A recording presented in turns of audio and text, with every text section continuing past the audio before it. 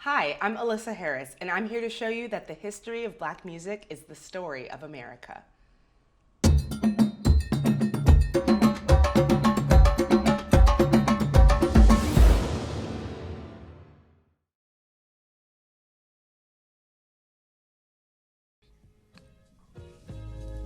On December 11th, 1926, in the small town of Aretha, Alabama, Thomas Thornton and his wife Edna welcomed their daughter Willie Mae into the world. Willie Mae was well schooled in gospel music tradition by her Baptist minister father and choir singing mother. But sadly, her mom passed away when little Willie Mae was just 12 years old. Filled with the blues, she ran away from home, hoping to become a singer and performer like her idol Bessie Smith. Eventually, Willie Mae found work with various gospel, blues, and R&B acts as a self-taught singer, harmonica player, and drummer. With her undeniable talent and showmanship, she began solo headlining on the Chitlin Circuit, a series of venues throughout the segregated South, East Coast, and Upper Midwest that were safe spaces for African American audiences and performers during segregation and Jim Crow. A 1951 show-stealing, thundering performance at the Mecca of the Chitlin Circuit, Harlem's Apollo Theater, led to its manager bestowing Willie Mae with a nickname that she'd wear proudly throughout her career, Big Mama. From then on, audiences would know her as Big Mama Thornton. It was a well-earned stage name due to her stature both physically, at nearly 6 feet 200 pounds, and charismatically due to her booming voice, bodacious talent, and take-no-bull demeanor, which she developed from the hard years she spent on the road. In 1952, two teenage songwriters, Jerry Lieber and Mike Stoller, approached Big Mama to record a 12-bar blues they'd written especially for her. Lieber and Stoller were Jewish Americans from Baltimore and Queens, New York, respectively, who both loved black music and culture, and Big Mama's voice and charisma knocked them out.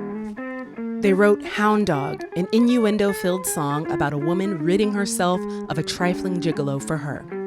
Released in 1953, it became a massive success on the R&B charts, remaining number one for several weeks. It managed to sell over 2 million copies, despite the obstacles of receiving no airplay on white radio and only being available for purchase at black record shops. 3 years later, Elvis Presley released his version of Hound Dog. It became an even bigger smash than Big Mama's record, thanks partly to national radio play on both R&B and pop stations. Elvis's record enjoyed the crossover exposure denied to Big Mama Thornton. He sold over 10 million copies, even though his version neutered this dog of its double entendre. Adhering to industry rule number 4080, record industry people are shady. None of the creators of the original received royalties for Hound Dog. However, Lieber and Stoller eventually worked out a royalty deal as songwriters by leveraging their ability to write future hits for Elvis.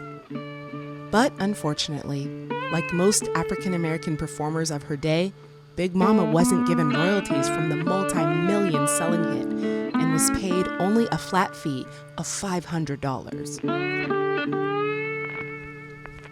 Though she gained fame in the black community, Big Mama Thornton never received mainstream opportunities at the height of her career due to the twin societal obstacles of racism and sexism. 1950s America just wasn't ready for this style of raw, unadulterated blackness, especially not in this powerful female form. In the late 60s, she enjoyed a brief comeback during the blues revival, but as tastes changed, moving away from her traditional down-home style of music, Big Mama's career stalled. As the spotlight faded, her health deteriorated due to years of heavy drinking. Sadly, on July 25, 1984, while living in a Los Angeles boarding house, she died from a heart attack, destitute, at only the age of 57. But since her death, many have come to acknowledge her importance as the source of a river of rock and roll influence on many frontmen and women. Big Mama showed them how to sing and command a stage with swagger, broke barriers, and set the template for boundary-pushing, gender-bending rockers who followed her, like Elvis Presley, Mick Jagger, Janis Joplin, Robert Plant, Freddie Mercury, and many others. Big Mama Thornton paved the way for powerful female performers like Aretha Franklin, Tina Turner, Chaka Khan, Beyonce, and others to unapologetically and confidently be their full, dynamic, Black is beautiful selves.